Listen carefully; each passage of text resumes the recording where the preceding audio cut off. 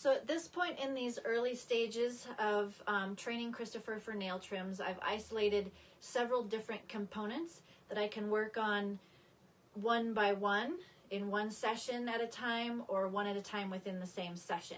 So first of all, I want him knowing that the nail trimmers are a good thing. Cats can learn to run when they see these, but Christopher thinks that these are awesome because they mean treats are going to happen. The other one is getting him into the position where I want him to go.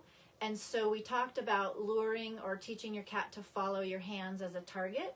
So we practiced a little bit of that with a wiggly finger.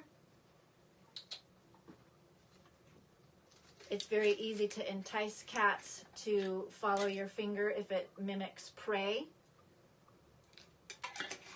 Click and treat when they follow your finger a little bit.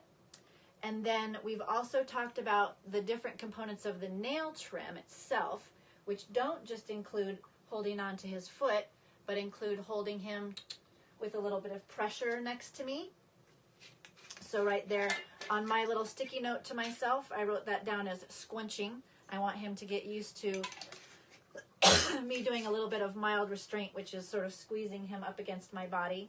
And then the other one is stillness, that I want to reward him for remaining relatively still. And he's a little bit of an antsy guy.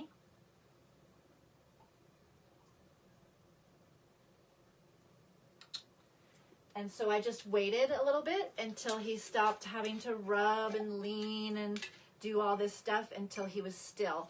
And that can be usually the hardest thing to build in any animal, is holding still. Animals are used to doing stuff all the time. And so actually doing nothing is a pretty difficult behavior. And then we would progress to the actual foot handling and pressure on his feet to have his claws project from his foot. And we just do that a little bit at a time. So I'm going to lure him into position here and then get him a little bit distracted and just lift his foot a little tiny bit. That we've been practicing that. And he's used to a little bit more handling than that by now, because as I mentioned, I'm doing training sessions in between these videos, so he gets a lot of repetitions. Many repetitions are important in this whole process. It's through repetition that animals really learn what to do.